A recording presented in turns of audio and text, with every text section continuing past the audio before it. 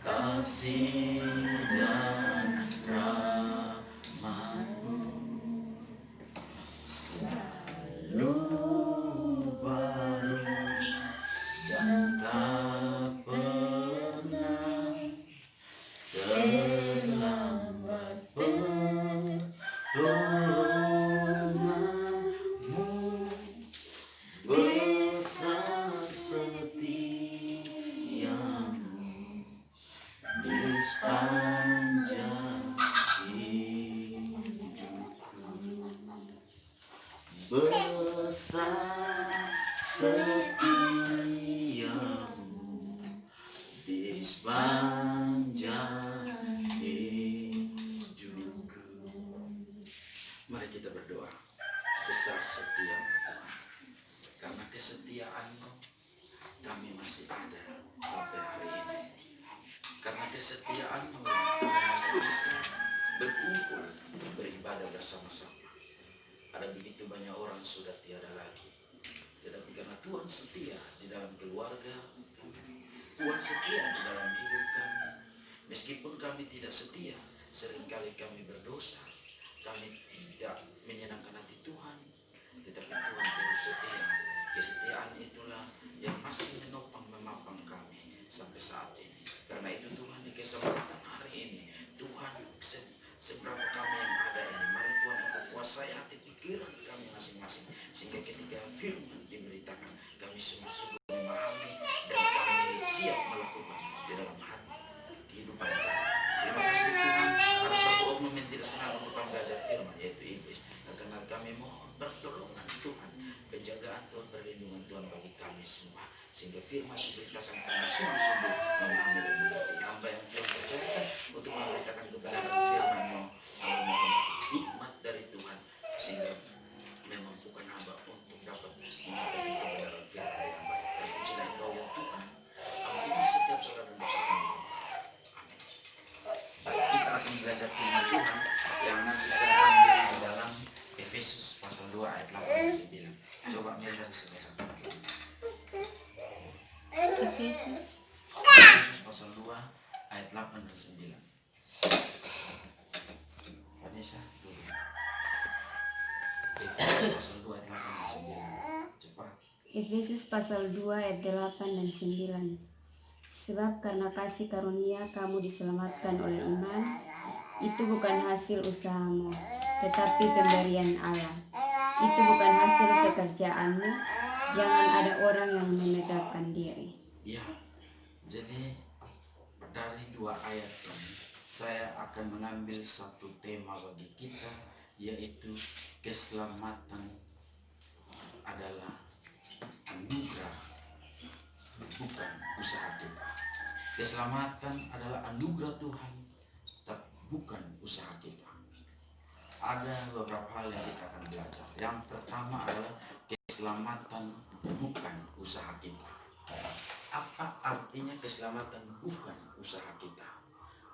Ada begitu banyak orang, bahkan dari kecil sampai besar, hidup di dalam gereja, tetapi sampai saat ini belum paham bahwa keselamatan itu bukan usahanya. Ada orang berpikir bahwa dia bisa selamat mencapai surga dengan usahanya.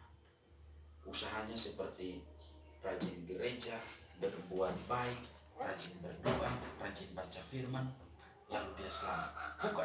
Alkitab mengajarkan kepada kita, atau firman Tuhan mengajarkan kepada kita bahwa keselamatan atau sampai di surga itu bukan usaha kita. Mengapa bukan usaha kita? Begini, untuk mencapai surga bisa juga dicapai dengan cara usaha kita, asal kita mau taat firman 100%, tidak langgar satu pun juga. Tetapi kenyataannya ialah bahwa kita tidak bisa taat 100%.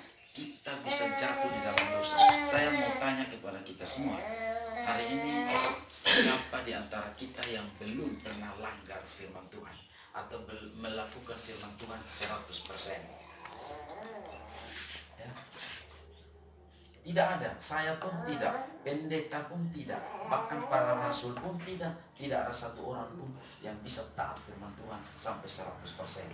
Itulah sebabnya semua orang di dunia ini adalah orang-orang berdosa. Orang-orang berdosa kenapa? Melanggar firman Tuhan. Nah, di dalam Alkitab mengajarkan kepada kita bahwa ketika kita langgar satu firman Tuhan, satu hukum saja kita langgar, hukumannya ialah neraka, maut. Maka coba pikirkan, sekian lama kita hidup, berapa banyak firman Tuhan, berapa banyak hukum yang kita langgar. Maka kita adalah orang-orang yang tidak layak lagi masuk ke dalam surga. Kita adalah orang-orang yang pantas dihukum di neraka. Oleh sebab itu, ketika kita mau ke surga, itu tidak bisa capai dengan usaha kita. Kita mau usaha bagaimana? Coba saudara berpikir, saudara mau berusaha bagaimana untuk bisa sampai ke surga. Saudara mau berbuat baik, perbuatan baik itu bagaimana? Sementara kita berbuat baik, perbuatan baik kita tidak sempurna. Hari ini kita mengasihi tidak sempurna.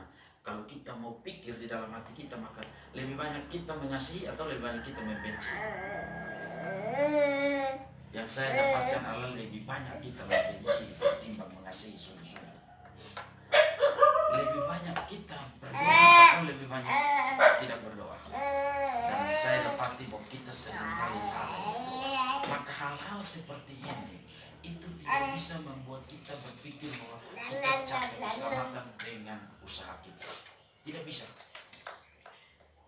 Oleh karena itulah kita butuh juru selamat. Kita butuh juru selamat. Juru selamat artinya ada orang lain, ada pribadi lain yang menyelamatkan kita. Sebab kita tidak bisa usaha sendiri dengan cara apapun. Tadi ayat firman Tuhan mengatakan bahwa keselamatan bukan usaha kita. Ya, bukan usaha kita. Mau usaha bagaimana? Tidak bisa. Karena itu jika ada pendeta atau penginjil atau pengkhotbah yang mengajarkan bahwa kita bisa ke surga itu dengan usaha kita, maka itu ajaran sesat. Itu ajaran yang tidak alkitabiah, tidak sesuai dengan Alkitab. Itu ajaran yang dibuat-buat. Itu ajaran yang hanya mau menakut-nakuti jemaat.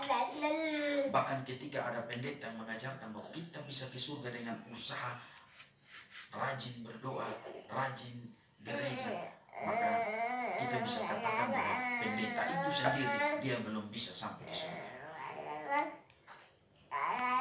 Karena itu begitu banyak pendeta tidak yakin akan keselamatan. Mereka masih ragu-ragu apakah mati masuk surga atau tidak. Karena mereka bersandar pada usaha mereka. Mereka